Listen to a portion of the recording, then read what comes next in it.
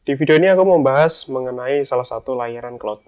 Tapi yang mau aku bahas adalah apa yang perlu kita hindari ketika kita menggunakan layanan cloud. Terutama fitur-fitur free trial ya gitu. Selamat datang di kelas kosong. Nah, sebagai pemula dalam layanan cloud, kita tentu saja belajar mengenai hands-on dalam layanan cloud tersebut. Ya, gunanya biar kita punya pengalaman tentang cloud tersebut gitu ya. Karena ketika kita hanya membaca modul tentang fitur-fiturnya doang, itu kita nggak punya insight lebih dalam menggunakan secara real case gitu. Nah, tapi untungnya layanan cloud saat ini itu mempunyai skema free trial gitu. Nah, dari skema free trial ini kita bisa manfaatkan untuk mempelajari layanan-layanan secara langsung gitu, dan bisa kita terapkan untuk memberikan gambaran dalam sisi implementasi secara langsung gitu. Nah, tapi biasanya setiap layanan cloud ini punya skemanya masing-masing. Skema free trialnya beda-beda ya setiap layanan cloud. Entah itu AWS, Azure, ataupun GCP, dan lain sebagainya, itu punya skemanya. Dan bisa dicek di website masing-masing. Nah, tapi dari pengalamanku, layanan free trial ini punya jebakan Batman-nya masing-masing gitu. Nah, kalau kita salah pakai, itu malah bisa bikin kita bokeh di awal bulan gitu. Bagi kalian yang pernah daftar layanan cloud, nyadar nggak sih kalau ketika kita mendaftar, itu pasti disuruh masukin kartu debit atau kredit. Nah, udah tahu kan arahnya kemana gitu. Nah, sebagai contoh dalam video ini aku membahas mengenai AWS, karena memang aku sendiri masih punya pengalaman di situ. Di cloud lain aku belum pernah nyobain soalnya. Oke, di AWS sendiri dari skema free trialnya ada beberapa yang bisa kita lihat di sini ya. Ini kita lihat websitenya, kemudian kita explore semua free tier produknya. Nah, di free tiernya ini dia ada 3 skema, ada yang gratis dengan jangka waktu tertentu, kemudian ada yang 12 bulan gratisnya, dan ada yang gratis selamanya gitu. Dan semua ketentuannya bisa kita lihat di bawah sini. Ada yang misalkan ini instance EC2, kita bisa gratis 750 jam per bulan dan lain sebagainya. Ini masih banyak banget, bisa kita lihat sendiri ya di page-nya sampai banyak gitu. Oke, memang ketika kita menggunakan skema free tier ya atau free trial gitu, itu kita memang bisa menggunakan itu secara gratis. Tapi bukan selamanya itu gratis. Oleh karena itu, video ini dibuat untuk menghindari agar kita ketika menggunakan layanan free trialnya itu nggak kena potongan biaya berlebih. Dan ada beberapa hal yang perlu kita perhatikan untuk menghindari hal tersebut. Yang pertama, sebagian resource dalam free trial itu terbatas. Kalau di AWS ini, kita hanya bisa pakai resource-resource yang berlabel free tier agar kita nggak kena charge gitu. Dan semua ini berlaku di semua layanan di AWS, nggak cuman instant EC2 doang, di database kena, di message broker kena, dan sebagainya, semuanya yang labelnya free tier gitu. Nah, yang perlu kita perhatikan di sini adalah jangan sampai kita salah milih layanan. Misalkan kita mau bikin EC2 instant gitu.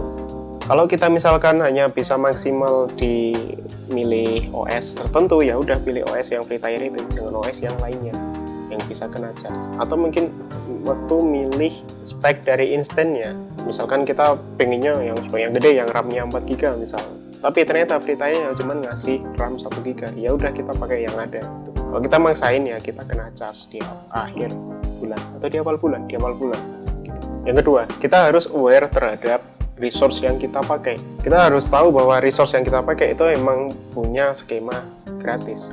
Dan kita juga harus tahu bahwa ketika kita udah selesai menggunakan resource tersebut, artinya kita udah nggak perlu lagi gitu ya. Karena emang free tier ini tujuannya buat nyobain doang. Ya, sebaiknya kita hapus gitu resource-nya. Agar ketika suatu saat nanti ketika udah masuk masa tenggang, ya kita nggak perlu hapus lagi gitu. Misalkan ini sebenarnya buat ngantisipasi ya, ketika kita katakanlah lupa ternyata belum hapus dan udah lewat masa trialnya, ya itu bakal kena charge terus gitu. Dan banyak sedikitnya charge tergantung pada berapa lama instant atau layanan tersebut terpakai gitu. Kalau misalkan layanannya terpakai berapa hari, ya kenanya banyak, karena instant ataupun layanan dalam cloud itu hitungannya per jam gitu, hitungan sewanya per jam. Jadi semakin lama ya semakin banyak kenanya. Dan biasanya pemilihan region juga berpengaruh gitu. Kalian milih di daerah Southeast Asia, misal di Singapura, dengan kalian milih di US, ya itu pricingnya beda. lebih mahal di Asia malah ketimbang di US. Jadi itu bisa jadi faktor pemilihan resource, dan kita harus aware lah terhadap resource yang kita pakai gitu. Yang ketiga, meskipun kita menghapus layanan yang sudah kita pakai, itu bukan berarti kita terbebas dari charge gitu. Karena pada dasarnya charge sendiri itu nggak cuma disebabkan oleh layanan yang kita pakai. Nah, aku ada sedikit cerita. Kebetulan dulu aku ikut tutorial gitu, dan itu tentang cara deploy web di AWS, dan waktu itu juga bikin database-nya dulu, bikin instance servernya, kemudian nanti bikin jaringannya, terus dihubungin dan sebagainya gitu. Nah, semuanya aman gitu, jalan, bisa dipakai aplikasinya, dan ketika udah selesai aku juga ngikut saran gitu, aku hapus instance-nya gitu. Semuanya aku hapus, dan ya udah. Dan ternyata di awal bulan aku dapat email dari AWS bahwa aku kena charge gitu sebesar sekian dolar gitu. Ya aku kaget dong, karena ya gimana pun instannya semua udah aku hapus gitu, tapi kok masih kena charge. Nah, akhirnya aku telusuri, ternyata ada satu layanan dalam networking yang lupa aku rilis gitu.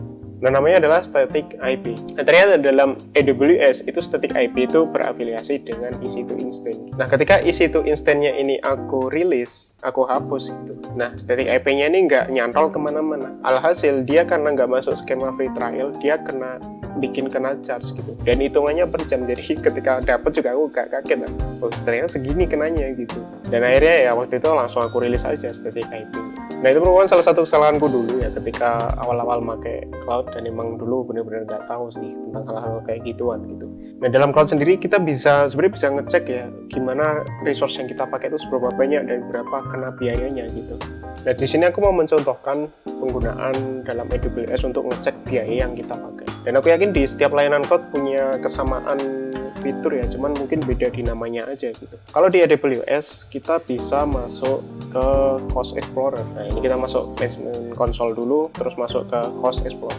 Nah, di sini kita bisa lihat berapa biaya saat ini, bulan ini yang kita pakai, dan berapa estimasi di akhir bulannya. Nah, kebetulan karena ini free tier, jadi dia nggak ada biayanya, nol semuanya. Nah, kemudian kita juga bisa cek apa aja fitur-fitur yang aktif gitu, yang saat ini masih kita pakai gitu. Nah, kalau di AWS kita bisa masukin billing gitu. Masuk ke fitur billing, kemudian nanti kita bisa lihat ya di sini ada beberapa menu, kita pilih yang bills gitu. Nah, di bills ini nanti dia ngasih tahu bahwa ada service charge-nya. Di sini aku pakai CloudWatch sama S3. Nah, jadi kurang lebih seperti itu. Karena kebetulan di sini gratis ya, jadi charge-nya 0 gitu. Nah, jadi mungkin itu aja yang bisa aku bahas di video ini. Jadi apa yang perlu kita hindari ketika menggunakan layanan cloud secara gratis, itu kurang lebih seperti itu. Dan sebelum aku akhiri, jangan lupa like kalau kalian suka, atau mungkin bagikan ke teman kalian kalau dirasa bermanfaat, dan subscribe. Oke, bye.